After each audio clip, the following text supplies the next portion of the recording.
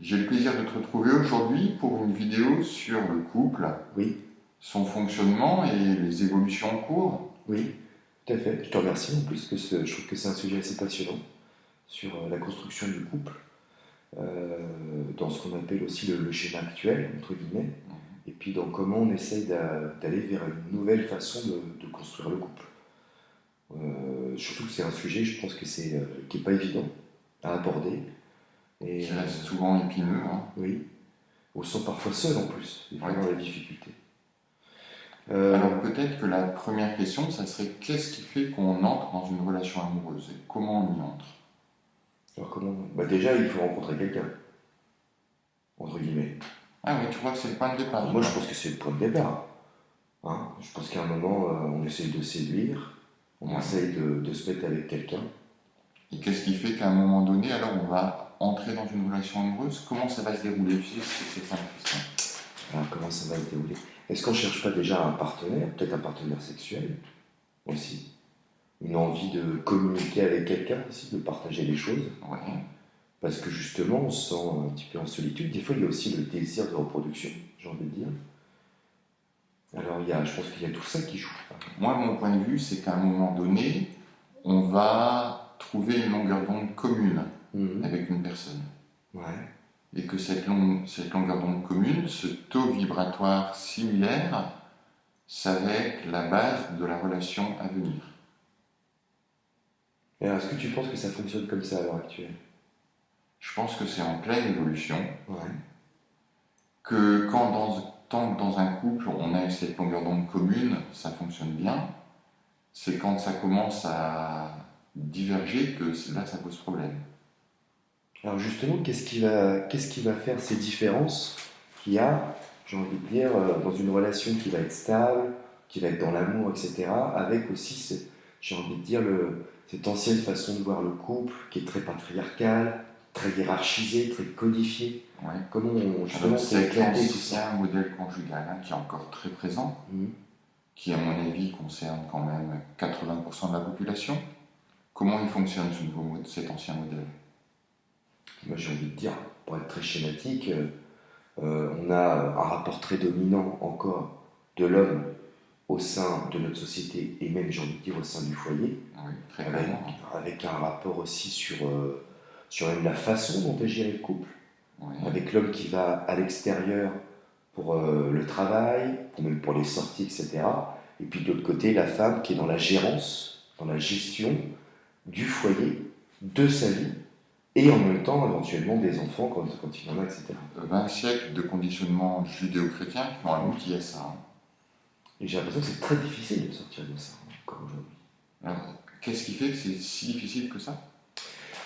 Alors, je pense que déjà, il y a une question d'éducation, Oui, de modèle, puisque les premières personnes que l'on connaît, que l'on rencontre, qui sont généralement en couple, ce sont nos parents, tout oui. simplement. Nos parents, les adultes qui les entourent.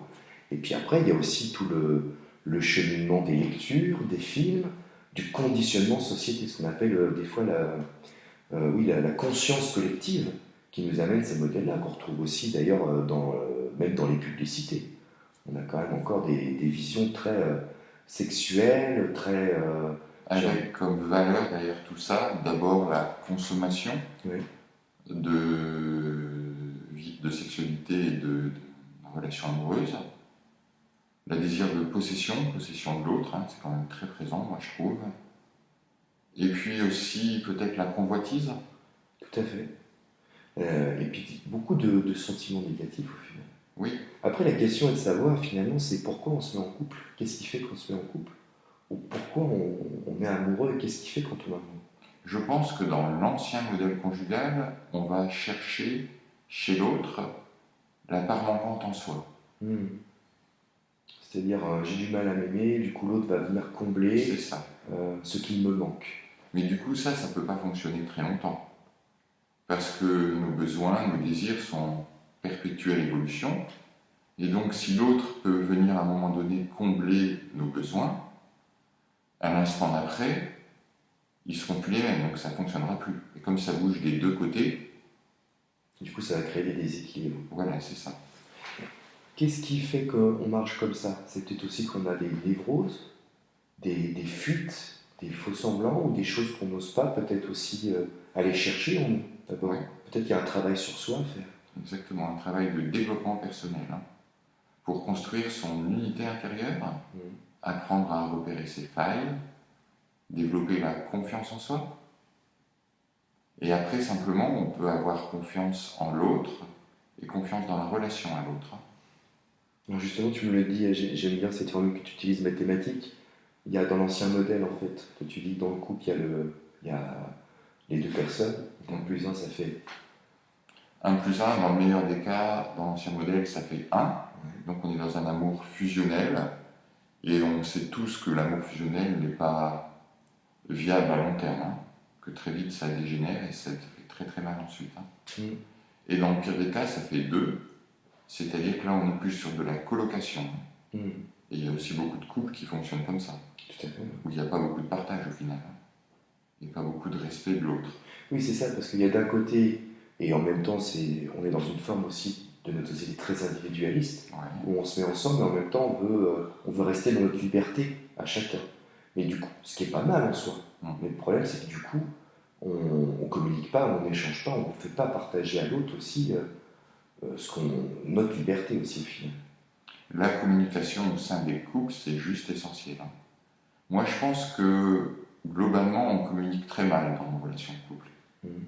Souvent, c'est des discussions de 2 heures qui tournent en rond, où on focalise sur ce qui ne va pas dans la relation, ce qui ne va pas chez l'autre, et on ne trouve pas de solution. Je pense que c'est aussi lié à nos vieux conditionnements, on focalise tout le temps sur ce qui ne va pas. Et puis, et justement, on en revient aussi à d'abord essayer de trouver ses failles. Et on dit souvent que l'autre, c'est un miroir. Oui, Donc en fait, ces conversations aussi sans fin, et des fois ce qui nous agace chez l'autre, ce qui nous provoque aussi des difficultés, des colères, et ben généralement, des fois, c'est nos propres failles en fait qu'on est en train de visualiser. Et qu'on préfère, j'ai envie de dire, repousser en fait. c'est ça. Et du coup, l'énergie qui nourrit ces échanges est basée sur la peur et la colère, hein, Mm. beaucoup. Et oui, la peur et la colère finalement contre soi en plus. En plus, Contre soi. au détriment de l'énergie de l'amour. Mm, tout à fait. Accepter d'être bienveillant avec soi et avec l'autre, et des fois dans les conversations, parce qu'il y a forcément des choses qui ne vont pas. Ça, c'est pas. Mais c'est pas grave en fait.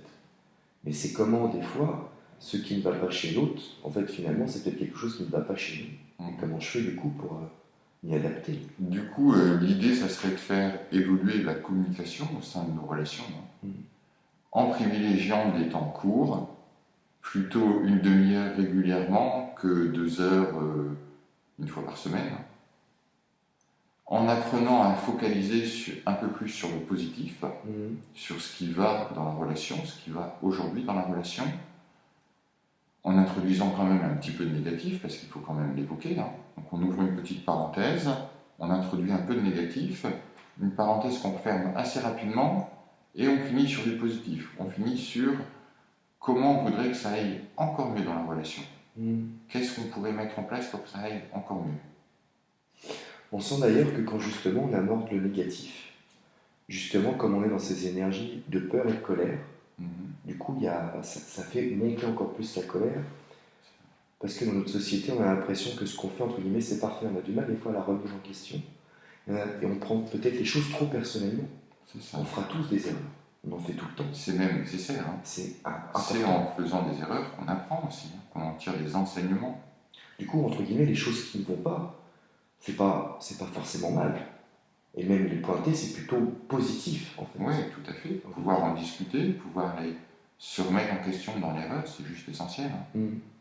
Il y avait, j'avais lu un article sur la colère, où il expliquait qu'il faut faire une différence, parce qu'on peut avoir un ton de colère avec quelqu'un, contre quelqu'un. Et justement, la différence, c'est contre le comportement. C'est pas la personne qui le met en colère, c'est le comportement qu'il a eu par rapport à une situation donnée. Ce qui est totalement différent. Tout à fait.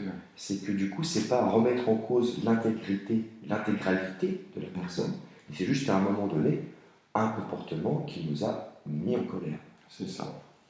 Et moi, j'avais une discussion avec un patient sur l'idée de faute et d'erreur. Tu vois, c'est pas tout à fait la même chose. C'est pas tout à fait la même chose. Et la faute est très très présente, la notion de faute est très présente dans notre culture, notre civilisation judéo-chrétienne. Et c'est le péché capitaux, quoi, la faute. Et d'une faute, on peut difficilement, à mon avis, tirer des enseignements, alors que si on reconsidère ça en erreur, là on peut s'en détacher un peu, prendre de la hauteur et tirer des enseignements. Et là, ça devient constructif. Même dans nos métiers, je dis aux gens quand ils font des erreurs, déjà c'est super, et moi j'appelle ça des sources d'apprentissage providentiel. Oui, magnifique. C'est-à-dire que du coup, c'est leur dire, mais l'erreur c'est super. Après, nous, ton métier moi je suis comédien. Tu es comédien. Et je donne des cours à des enfants, à des adultes, et forcément, comme ils ne connaissent pas la technique, ils font faire des sources d'apprentissage providentiel sur le plateau. Je dis, c'est super, tu viens d'apprendre quelque chose. Et j'incite les gens à être dans cette démarche positive. C'est vraiment inverser notre raisonnement. Tout à fait. Inverser notre représentation des choses pour sortir du positif, toujours, pour voir le positif. Je pense que c'est hyper important. Et même dans notre construction personnelle, je pense que le manque de confiance en soi, pas en foi, quoique le manque de confiance en soi est un lapsus très étonnant. C'est pas mal. Ouais, on peut en reparler. Mais le manque de confiance en soi, la peur, et même au final, ces colères, parce que du coup, on s'emprisonne aussi. On a peur de faire une erreur. Du coup, quand on fait une erreur, ça nous met profondément en colère parce que, entre guillemets, on nous formate à surtout ne pas en faire.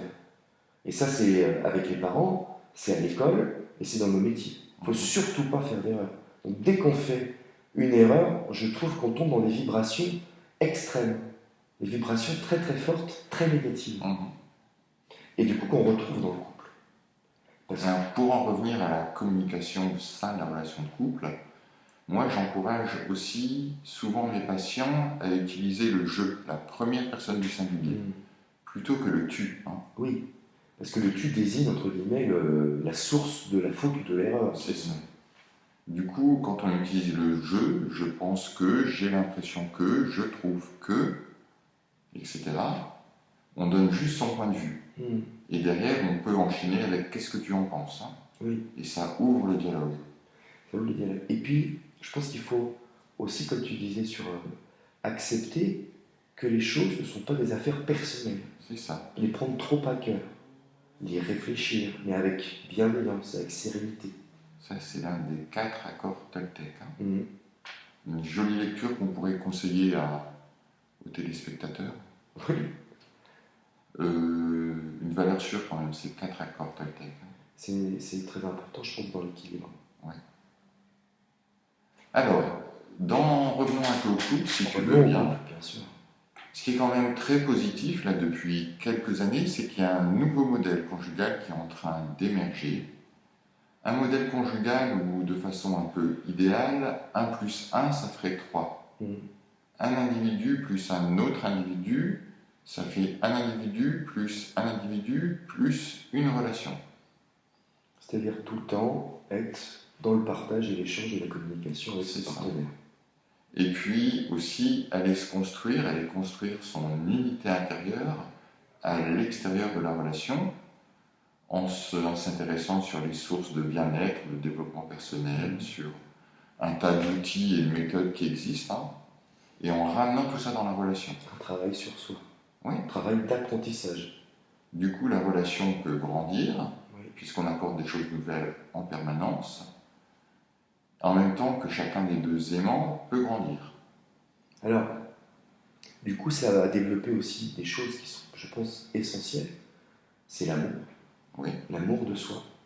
S'aimer, s'accepter aussi. C'est quand même la base, s'aimer soi-même avant de pouvoir aimer l'autre. Et ça va permettre, du coup, je pense, de se débarrasser aussi de ces névroses et de ces manques qu'on recherche dans l'ancien schéma, j'ai envie de dire. Puisqu'on manque d'amour, je vais prendre quelqu'un qui va m'aider à en avoir. Oui. Et comme maintenant je me remplis moi-même d'amour, je vais pouvoir passer déjà à une autre relation. Alors pour toi, qu'est-ce que ça serait l'amour ? Pour moi, l'amour, c'est un sentiment de bien-être. Oui. C'est un sentiment de sérénité. C'est un sentiment de paix. C'est un sentiment de confiance en moi. C'est un sentiment où je peux m'accepter et accepter mes forces et surtout, j'ai envie de dire, mes faiblesses. C'est ça, pour les transmuter. Hein. Exactement. C'est s'aimer entièrement. Pour moi, pour aller un tout petit peu plus loin, l'amour, ce serait un sentiment, une émotion, mais aussi une énergie qui nous protège et nous relie les uns aux autres. Oui. Et en plus, j'aime bien cette notion d'énergie parce que justement, je pense que du coup, on va non plus s'aimer dans l'ancien schéma, j'ai envie de dire, sur un point de vue d'énergie négative, mais dans une énergie positive. On va se lier aussi de façon spirituelle, j'ai envie de dire. C'est ça. On devient un peu des partenaires spirituels. Et on renforce la connexion avec son aimant ou son aimante. Et donc l'amour et la confiance en soi, je pense aussi, vont amener les sujets de conversation, les je pense que, les trucs, les discussions positives et négatives, je pense de façon plus ouverte et plus, parce qu'elles sont plus amenées dans une forme de tension. Je pense que le mot tension est assez intéressant dans notre société à l'heure actuelle, dans une forme de bienveillance. C'est ça, de respect et de bienveillance. Après, il y avait la question des valeurs existentielles aussi, qui pour moi est essentielle.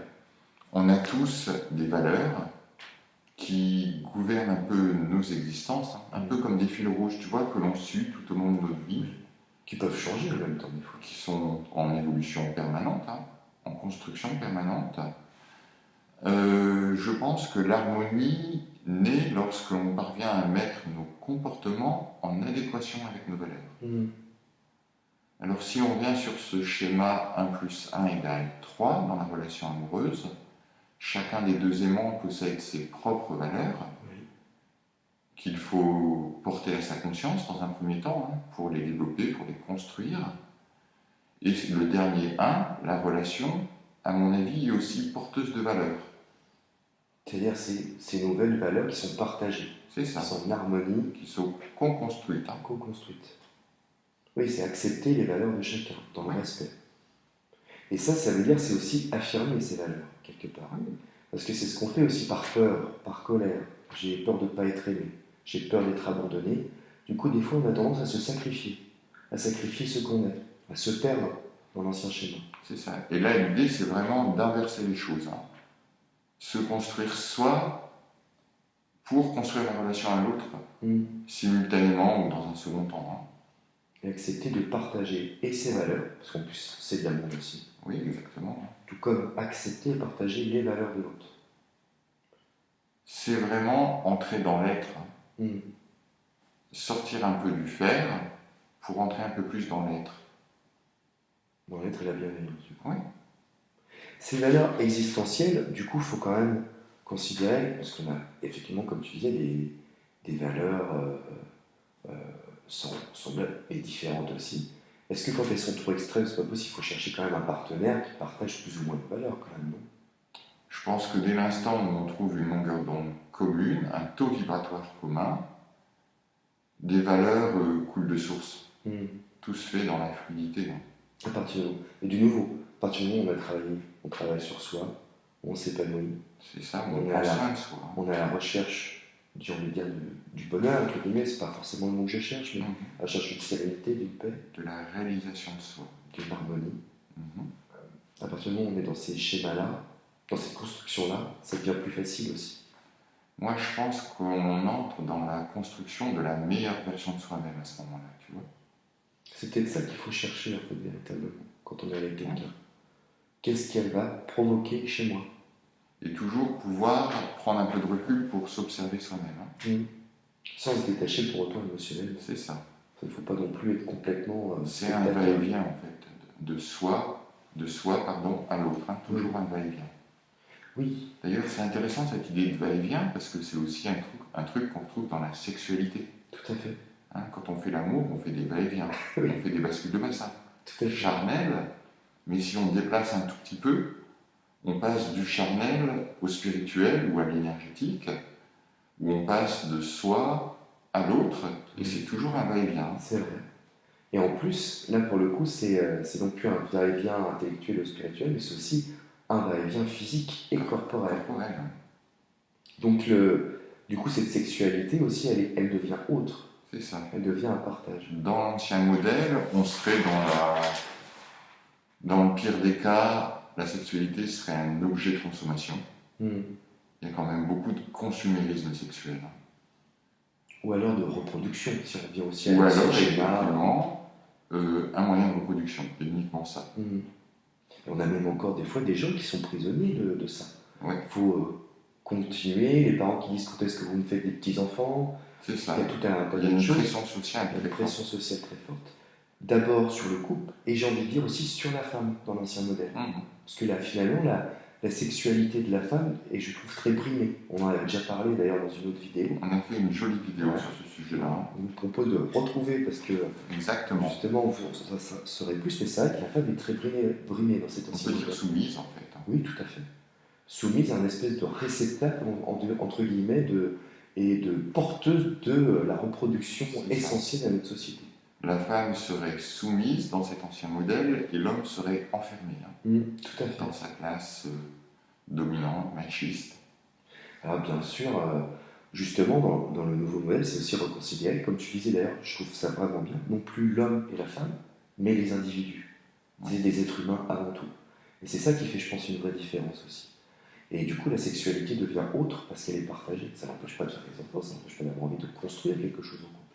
Mais c'est considérer la relation sexuelle non plus comme de la consommation, mais comme quelque chose qui va de la co-construction également. Une co-construction d'un acte de partage, de respect, où on co-construit de l'intimité, de la complicité.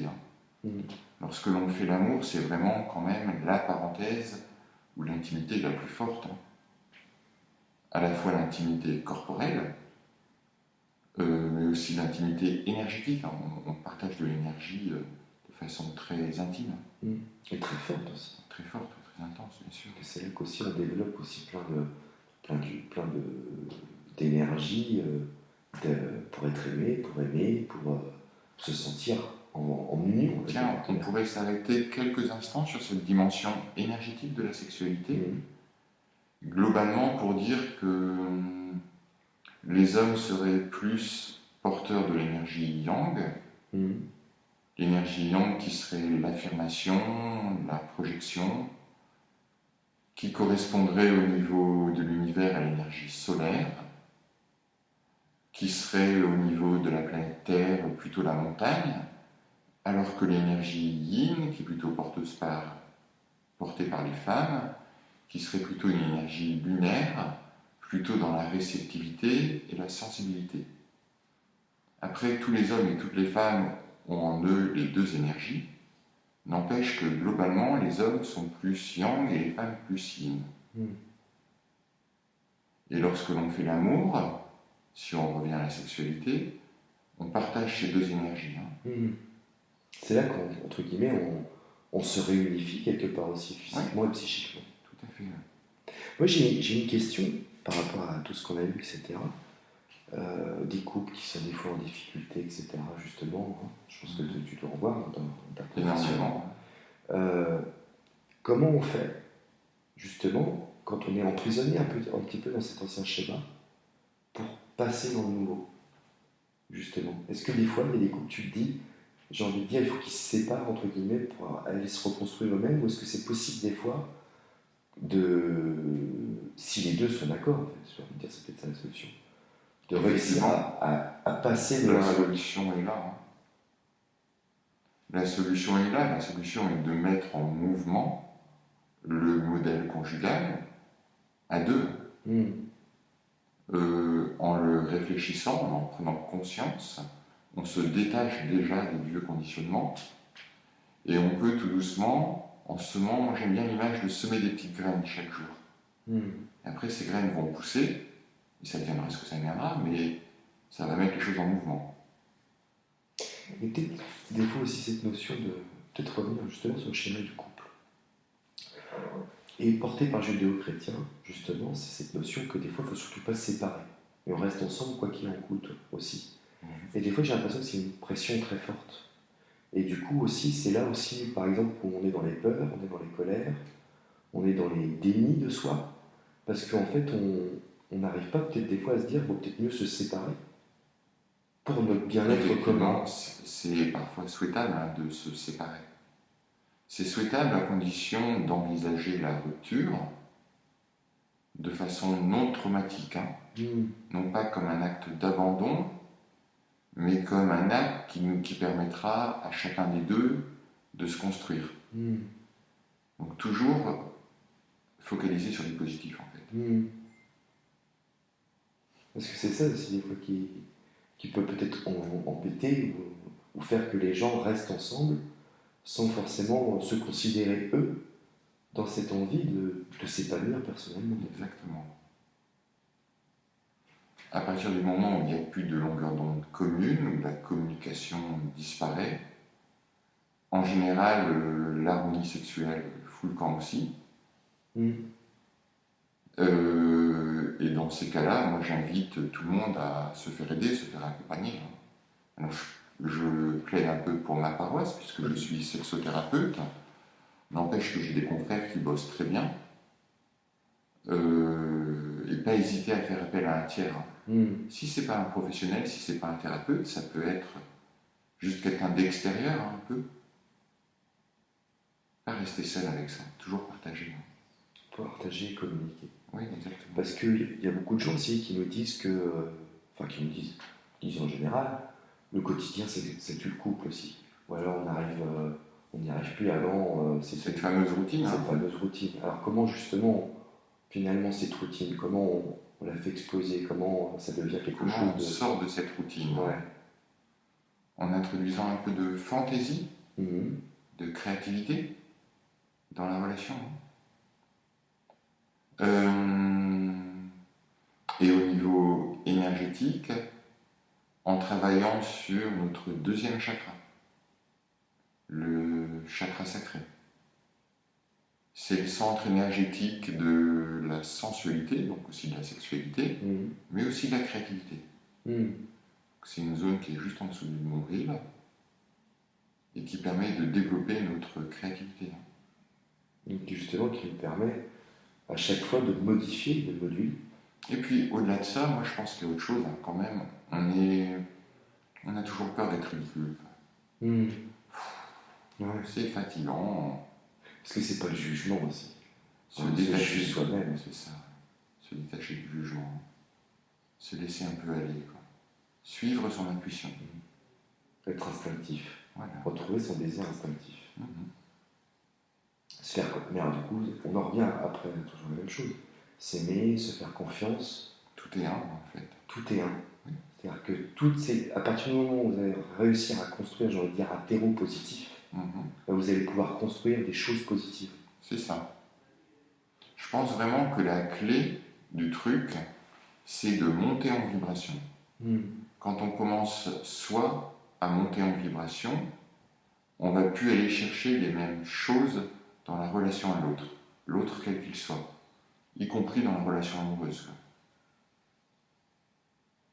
Et pour monter en vibration, au final, c'est assez simple. En théorie, en tout cas, il suffit juste de prendre soin de soi.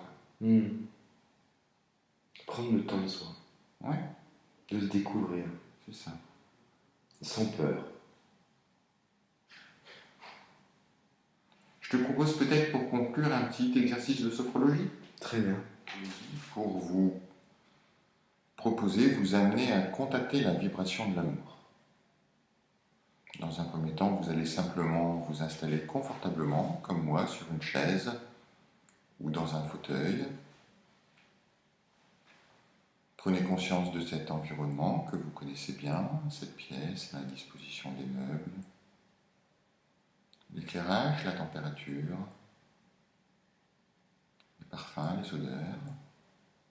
Lorsque vous vous sentirez en sécurité, vous pouvez fermer les yeux.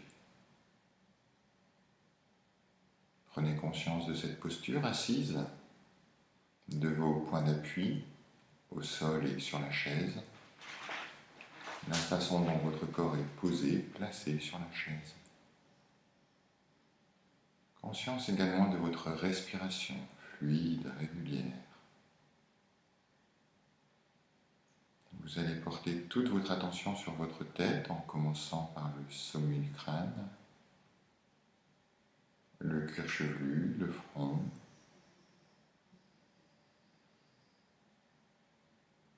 les yeux,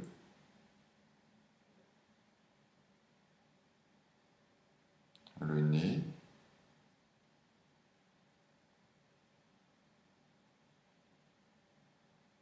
vos joues, la bouche, le menton. Conscience à présent de votre cou, de la nuque et de la gorge. Conscience de vos épaules, de vos bras, puis de vos mains.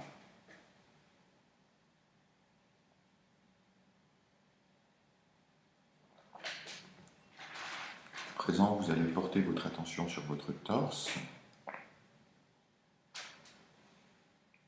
puis sur votre abdomen, sur le ventre.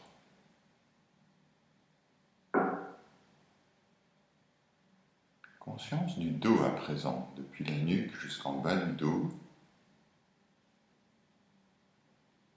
Et vous descendez lentement le long de la colonne vertébrale, vertèbre après vertèbre. Les muscles s'étirent, se relâchent.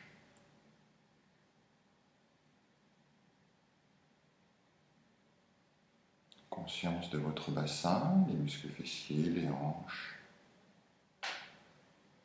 le périnée, les organes sexuels.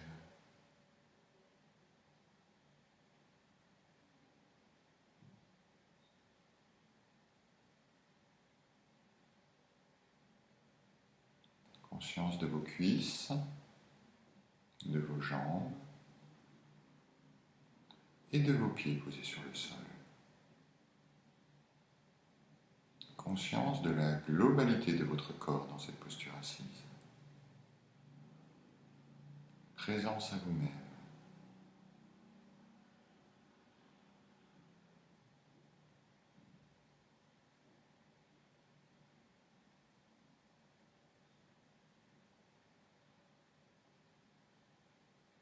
À présent, vous allez simplement évoquer la valeur amour avec un grand A.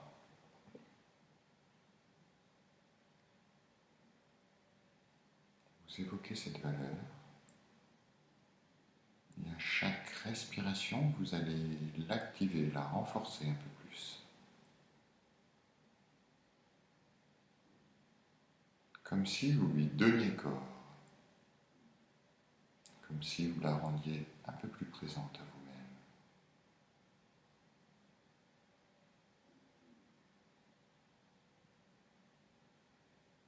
À chaque respiration, vous activez, vous construisez un peu plus cette valeur amour avec un grand A.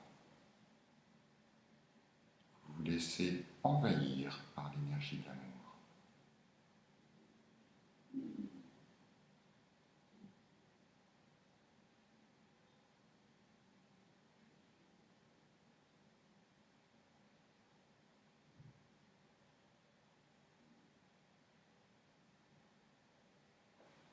À présent, vous allez porter votre attention sur votre quatrième chakra, le chakra du cœur.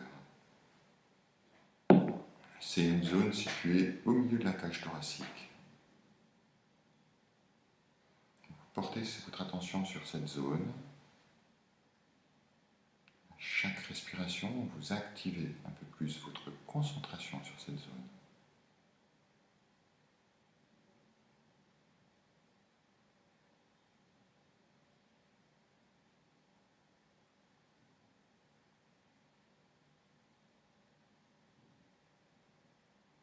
Chaque respiration, vous allez faire rayonner l'énergie de l'amour à partir de ce centre énergétique dans tout votre corps, dans tout votre être,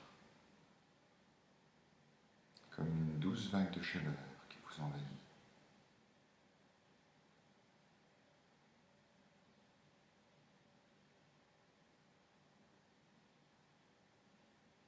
À partir de cette zone, vous allez faire rayonner l'énergie de l'amour dans tout votre corps et peut-être même au-delà. À partir de ce point, de cette zone, le chakra du cœur, vous pouvez envoyer la vibration de l'amour. D'abord à vous-même, peut-être aux gens que vous aimez, votre entourage. Je vous invite également à l'envoyer aux gens que vous n'aimez pas. Vous faites juste rayonner l'énergie de l'amour. Vous pouvez l'envoyer à tout votre quartier, à l'ensemble du pays, la France. Peut-être même que vous pouvez l'envoyer à l'ensemble de la planète, comme si on nourrissait Gaïa, notre planète, avec cette vibration d'amour. Peut-être même l'envoyer à tout l'univers. À partir de ce centre énergétique, vous projetez l'énergie, la vibration de l'amour à tout l'univers. À présent, nous allons faire le chemin en sens inverse. Vous allez envoyer cette vibration d'amour à l'ensemble de la planète, à l'ensemble de votre pays.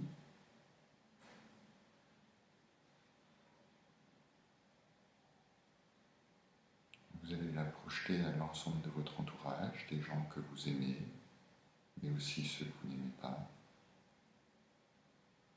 Et vous allez vous l'envoyer à vous-même.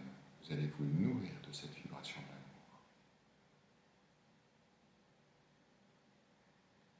Prenez conscience de votre respiration fluide, régulière. Faites une pause d'intégration. Accueillez avec bienveillance toutes les sensations, toutes les émotions qui se présentent à vous, sans porter de jugement. Placez-vous simplement dans l'accueil.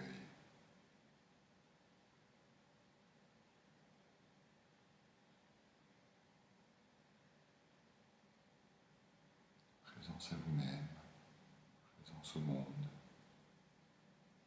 dans cette vibration d'amour.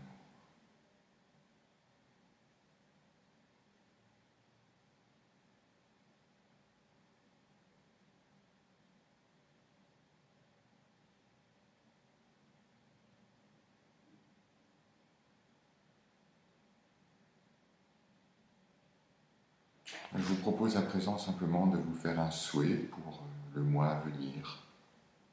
Vous faites un souhait positif, bien sûr.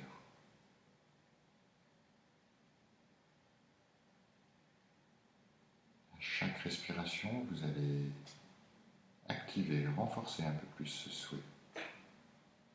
Comme si vous lui donniez corps.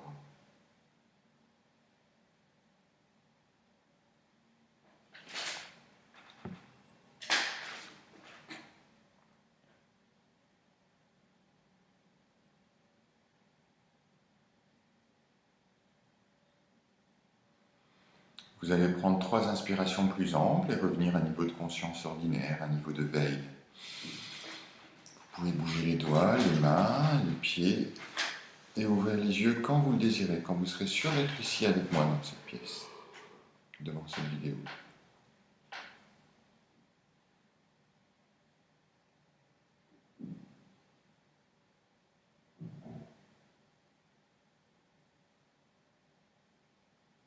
Ça va, Nicolas? Oui. Est-ce que tu veux échanger quelque chose sur ce que tu as vécu? Ouais, là, comme ça, c'est pas simple. D'accord. Mais oui, je me suis senti beaucoup de chaleur, justement ici. Très bien. Beaucoup C'est un d'émotions. bon début. Ouais. Ce qui fait que ça fonctionne, ce type d'exercice, c'est vraiment la répétition. Quotidiennement. Éventuellement en découpant la séance en petits morceaux, pas forcément la faire d'un seul trait. L'idée, c'est vraiment de faire rentrer ces exercices dans notre vie quotidienne. Du coup, dès l'instant où on peut se poser quelques minutes, on peut contacter la vibration de l'amour en 5 minutes, ou alors faire une lecture du schéma corporel, faire un petit exercice et faire rentrer ça dans notre planning quotidien. Et là, ça aura un vrai impact positif. Oui. Voilà. Eh ben, un grand merci à toi pour cet entretien, Nicolas. Merci Alain. À bientôt, au plaisir. Au revoir.